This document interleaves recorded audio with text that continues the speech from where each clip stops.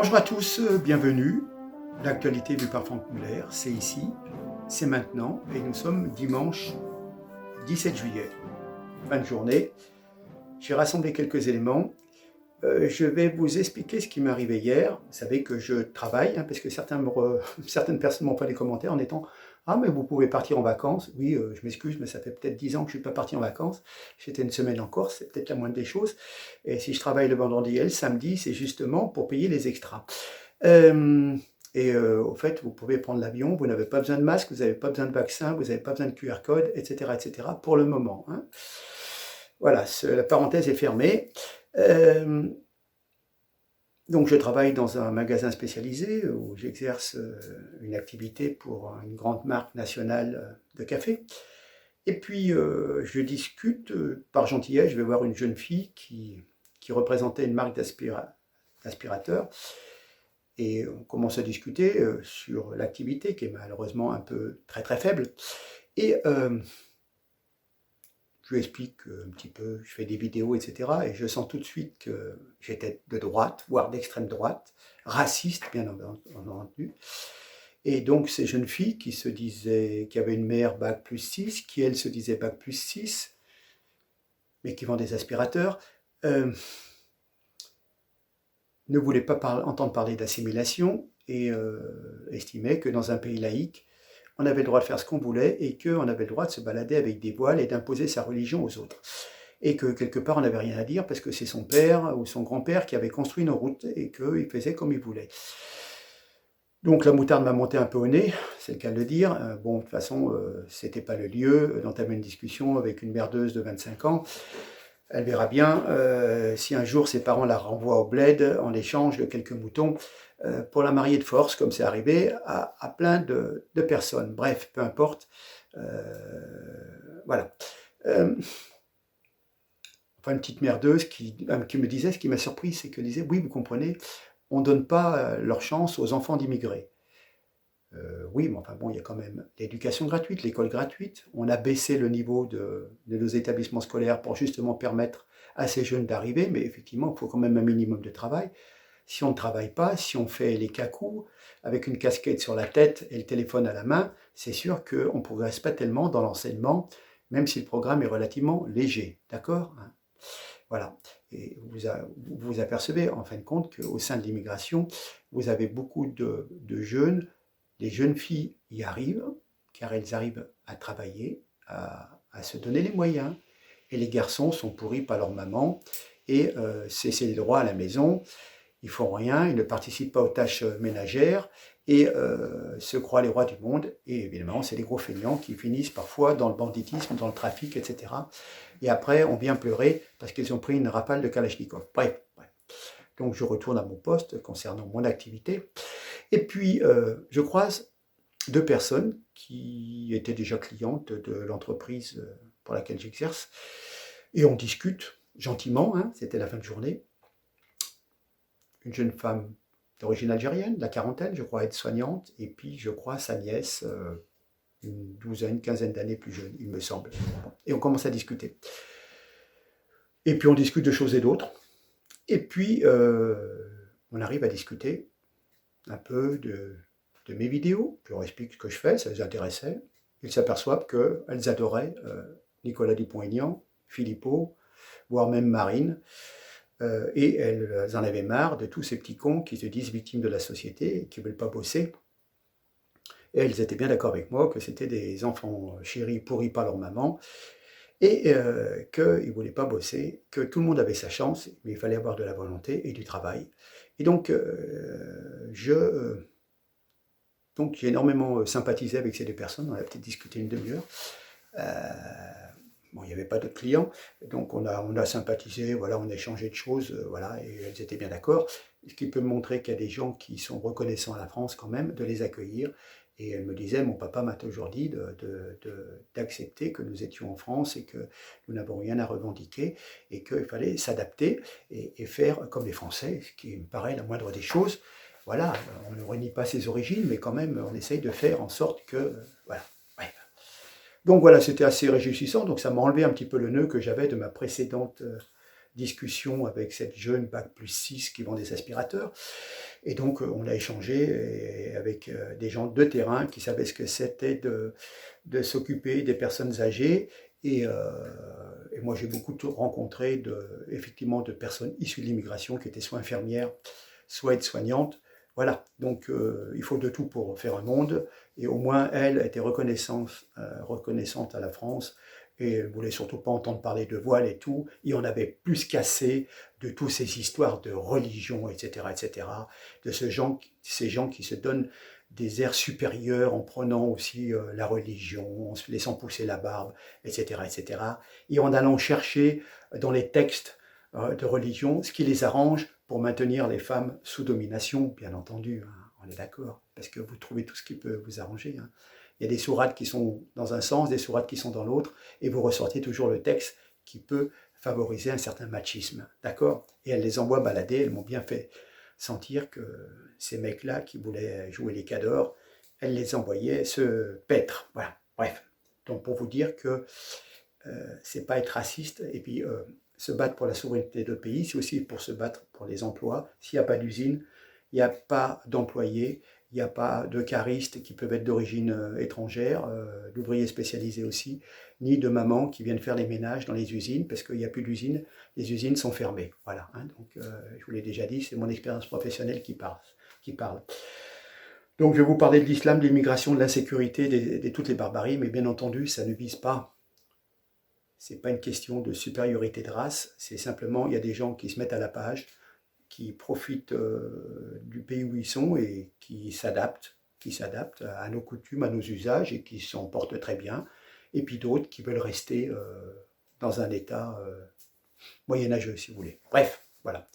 Alors, on va parler, bah tiens, c'était l'Aïd. Et 9 juillet, je crois. Incroyable, incroyable, vous voyez, des gens qui imposent une religion dans un pays qui les accepte, qui les accueille. Trois moutons ont été tués et dépecés peu avant midi, samedi 9 juillet, lors d'un abattage rituel mahométain, musulman, rue Georges Méliès à Niort. La police a mis fin à un rassemblement d'une douzaine de personnes. Elles assistaient à l'abattage de 3 moutons pour la fête musulmane de l'Aïd. Voilà. Hein. Ces 3 animaux ont été tués, dépecés sur les constatations des forces de l'ordre. Un quatrième, il a eu chaud, s'apprêtait à subir le même sort quand l'intervention a eu lieu. 2 hommes portant des couteaux ont été convoqués au commissariat. Voilà, hein. C'est une fête importante, l'Aïd, il y a 2 Aïds hein, dans l'année, et elle occasionne chaque année l'abattage de 100 000, voire 200 000 moutons en France, dans des conditions parfois sanitaires relativement délicates. Alors, vous voyez, comment dire, c'est une cérémonie qui se veut en même temps inspirée par la religion, par rapport à un sacrifice qui a été fait, etc., par rapport aux prophètes, etc. Pour vous dire cet aspect venimeux, colérique de certaines personnes, je vous montre une vidéo. Les gens se rassemblent pour un événement, donc musulman, l'Aïd, et trouvent le moyen de se bagarrer. Je vous laisse regarder simplement pour sourire, mais pour voyez le ridicule parfois de la religion. Les gens en sont là pour communier dans une foi, hein, alors, mais dans la foi, c'est dans la paix, pas dans la bagarre. Alors je vous laisse le soin de regarder. Allez. Attends de sortir, fais pas ça le jour du Eid. لا جايين كاع. ما كتحشوا.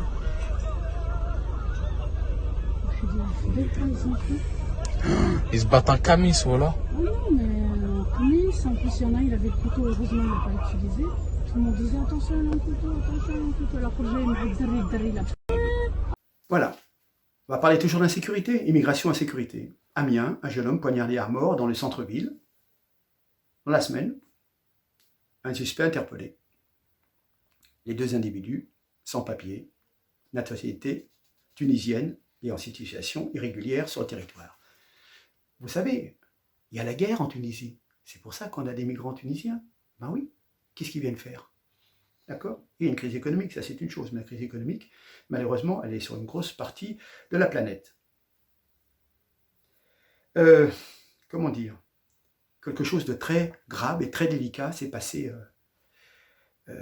à Angers, je crois vendredi, avant-hier. Il y a une esplanade qui s'appelle Cœur de Maine, un vaste espace de verdure sur les bords de la rivière de Maine, hein, très souvent fréquenté. Ça a été aménagé et inauguré en 2019. Donc les jeunes viennent se promener, c'est assez festif.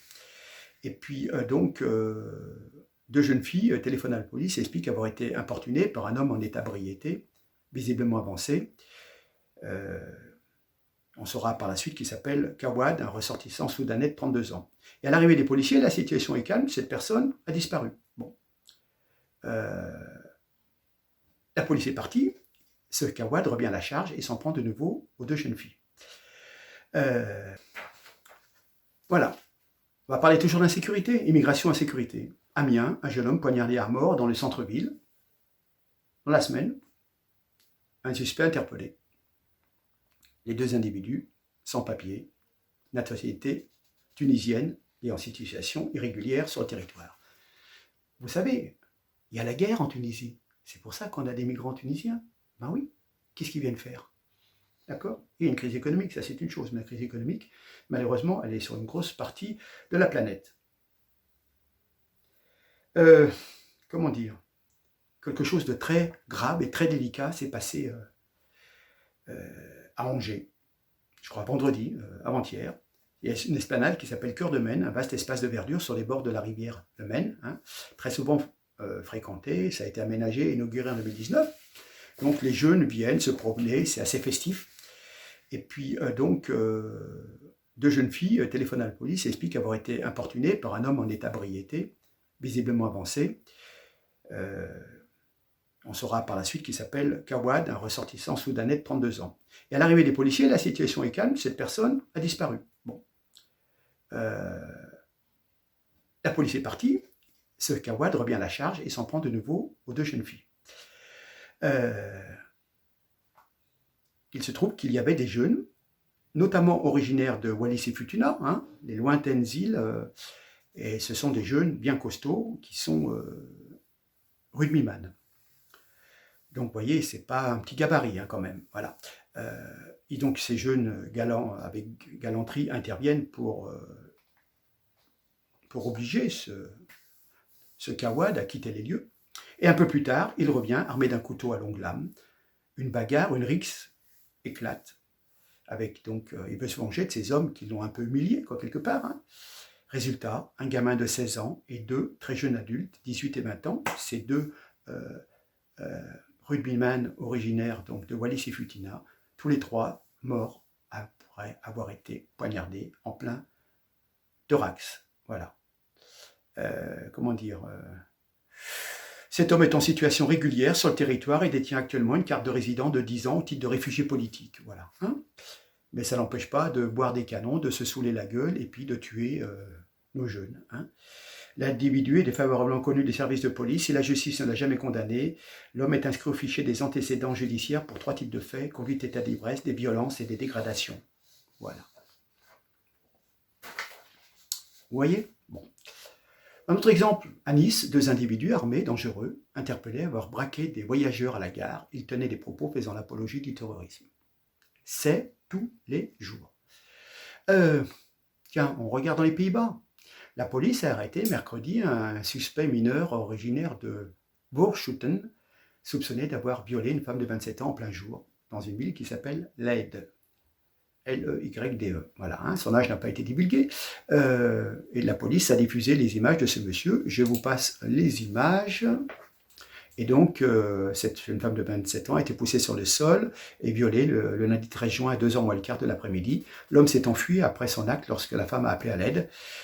Et donc, on a pu avoir une description et il est parti à pied récupérer son vélo. Voilà. Ok ? C'est clair, vous voyez la photo de ce jeune mineur. Bon, c'est un sacré mineur d'ailleurs, hein, assez costaud quand même. Hein.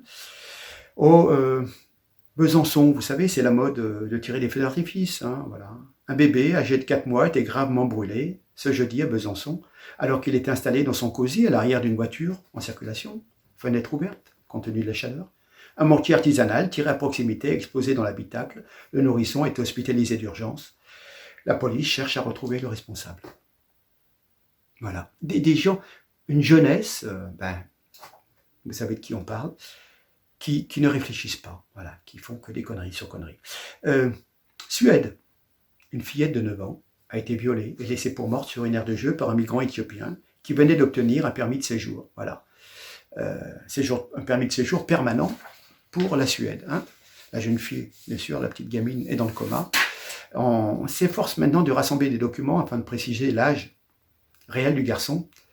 Il fera l'objet d'une évaluation médicale. Ils sont arrivés en Suède depuis l'Éthiopie à l'été 2017. Et ce garçon est déjà accusé d'avoir abusé d'autres filles et d'autres jeunes femmes dans une ville qui s'appelle Skellefteå. Hein, voilà. Il aurait même agressé une femme adulte dans la ville. Le garçon est connu dans la municipalité et a été déplacé dans différentes écoles. Mais simplement, on ne peut jamais prendre des mesures sous prétexte d'être accusé de racisme. Vous voyez? Voilà. Hein. Il avait obtenu fin juin un permis de séjour permanent en Suède. Évidemment, étant donné qu'il est soi-disant âgé de 13 ans, il n'a été ni arrêté ni détenu. Voilà. Triste aussi, triste.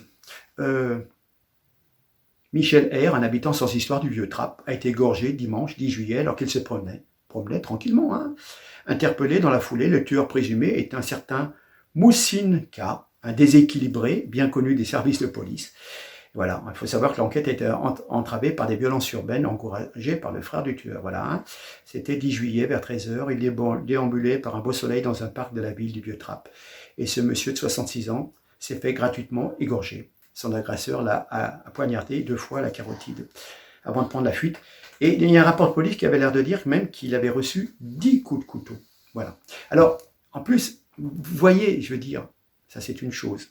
Mais quand la famille, hein, Mounir K, je viens de ce que je vous ai parlé, le frère déséquilibré, s'est opposé à la perquisition des policiers et a appelé à des émeutes urbaines. Voilà, hein, cette famille, bien sûr, c'est une famille bien connue et qui pose toujours problème. Voilà. Et j'avais mis de côté, et je n'avais pas eu l'occasion de vous en parler, quelque chose qui s'est passé, je crois, sur le mois de juin. Vous vous rendez compte? Vous savez, il existe ce qu'on appelle des résidences sécurisées pour nos anciens, pour les personnes âgées, et comment dire, ils ont trouvé le moyen, 3 hommes de nationalité algérienne, sans domicile fixe, donc des migrants, ont été mis en examen pour vol avec violence, étant entraînés à la mort et placés en détention provisoire, après qu'une femme de 70 ans ait été retrouvée égorgée à son domicile à Mulhouse, donc dans le Haut-Rhin. Les suspects encourent la réclusion criminelle à perpétuité. Voilà. Un lundi, peu avant 16h, la pensionnaire d'une résidence pour personnes âgées s'inquiète de ne plus avoir de nouvelles de l'une de ses amies vivant dans la même résidence. Elle alerte le gardien qui prévient la police. Sur place, les fonctionnaires découvrent le corps sans vie de la septuagénaire. Donc 70 ans, hein, c'est jeune. Hein. Sur place, les fonctionnaires, donc ce corps, elle gît dans sa salle de bain, la gorge tranchée et des plaies de défense sur les bras, ce qui tend à prouver qu'elle a tenté de lutter contre ses agresseurs. Il y avait des traces de sang partout. Dans la salle de bain, selon le procureur, le bas du corps de la victime était par ailleurs partiellement dénudé, hein, précise une source proche du dossier. Voilà. On a fait le lien avec l'interpellation d'un individu dans la journée dans le même quartier, arrêté lors d'une tentative de vol avec effraction. Cet Algérien de 35 ans, à l'identité incertaine, avait sur lui les papiers de la victime. Et les policiers ont fait rapidement le rapprochement avec 2 autres individus contrôlés dimanche soir en compagnie du premier suspect, qui était en possession d'une carte senior des transports en commun mulhousiens. Voilà. Hein. Et on a retrouvé ces 2 personnes qui se disent mineurs isolés, mais avec des recherches de la police judiciaire, c'est plutôt des identités de personnes majeures, bien entendu. Et ils ont reconnu d'ailleurs, mais ils n'ont pas d'identité clairement établie, mais ils ont quand même reconnu qu'ils n'étaient pas mineurs. Voilà. Hein. Ils sont en situation régulière sur le territoire français. Leur date d'arrivée en France n'est pas connue pour le moment, voilà, hein. Mais ils sont défavorablement connus des services de police dans le cadre de procédures de vol avec violence et de port d'armes. Voilà, hein. On ignore comment ce trio s'est introduit dans la résidence pour personnes âgées, qui quand même est sécurisée par un système de code. Voilà. Pour vous dire, vous vous rendez compte, quand vous retrouvez votre parent gisant dans un bain de sang, dans une résidence sécurité pour laquelle vous payez quand même un petit peu cher, vous posez des questions, quoi. Oui, comment dire, ces vermines qui ont agressé une personne âgée, vraiment dégueulasse, quoi. Dégueulasse, ouais. Il suffit d'aller en prison, je veux dire, vous voyez. Ce n'est que la vérité, malheureusement. Et je répète, il y a certainement 90% des personnes d'origine immigrée qui se comportent normalement, régulièrement, de façon classique, mais c'est entaché par 10% de personnes souvent nées en France qui sont des délinquants ou de la graine de délinquants. Ça, c'est une chose. Mais en plus, on laisse rentrer des gens, vous voyez, des gens soi-disant mineurs, des gens qui viennent d'Éthiopie, de Tunisie, etc. Pas des gens qui sont nés, des gens qui viennent d'arriver il y a 1 an, 2 ans, 3 ans, 4 ans. Et bien sûr, les avis d'expulsion ne sont jamais exécutés. Et ils commettent délit sur délit, et quand ça ne va pas, défavorablement connus des services de police. Voilà. Donc, vous voyez, et après, ça arrive à un moment, c'est le meurtre, c'est l'agression, c'est la violence gratuite. Notamment, ça me fait penser aussi au fameux chauffeur à Bayonne, je crois que ça date de 2 ans maintenant, qui avait été agressé dans le bus parce qu'il ne voulait pas laisser rentrer des gens qu'il ne voulait pas payer. Vous voyez, toute cette violence gratuite, mais c'est d'un écœurement, mais faites le ménage, vous voyez. C'est pas une question de race, c'est pas une question de racisme. C'est, vous foutez le bordel, vous dégagez, terminez, une fois, et c'est trop. Ah, basta. Il faut qu'il y ait la peur. C'est dommage, mais c'est comme ça. Dans leur pays, ils font pas ce qu'ils veulent. En France, on leur donne de l'argent et ils font ce qu'ils veulent. D'ailleurs, j'y reviendrai. J'ai des informations sur les réfugiés ukrainiens, c'est aussi bonbon. Voilà. Je vais vous mettre une petite vidéo faite par, je crois, une personne d'origine immigrée, d'origine portugaise, qui nous dit les Français sont trop gentils et qui se rappelle, il y a 20 ans, 30 ans, lorsqu'il était jeune, que tout le monde se parlait, échangeait, qu'il n'y avait pas de problème de religion, de trucs, des tas de trucs, etc. Et qu'aussi bien les enfants d'origine espagnole, portugaise, voire italienne, marocaine, algérienne, grosso modo, ça se passait relativement bien, les gens se parlaient, échangeaient, bon, voilà. Hein, et maintenant, maintenant c'est autre chose. Maintenant, c'est presque du banditisme, quand c'est pas du grand banditisme, mais du trafic. Voilà ce que je voulais dire. Je resalue les personnes que j'ai croisées hier. En fait, tiens, je vois un collègue qui vient me rendre visite, donc sur mon lieu de travail, et qui me dit j'ai pris du retard. Il y avait un mariage à Lyon de personnes d'origine d'outre-mer qui bloquaient, évidemment, comme d'habitude, qui bloquaient l'avenue, le boulevard, à proximité de la mairie. Tenez-vous bien, avec une Rolls blanche. Avec une Rolls blanche. Voilà. Des gens issus d'immigration. Alors, soit c'était des super ingénieurs qui gagnaient des sommes astronomiques et qui peuvent se payer la location de certainement 5 000 € d'une Rolls blanche pour la journée du mariage. Ou alors des gens qui sont au RSA, mais qui ont des revenus occultes. Voilà. Enfin, vous en voyez tous les jours, hein, je vous apprends rien, mais bon. Une Rolls blanche en plein cœur de Lyon. On se croirait à Saint-Trope. Bon, sur ce, je clôt. Je vous laisse avec une petite vidéo TikTok de ce monsieur issu d'immigration pour finir. Et puis, je vous dis à très bientôt. Merci. Au revoir. Et surtout, partagez, likez. Vous savez ce qu'il vous reste à faire. Merci beaucoup en tous les cas. Au revoir.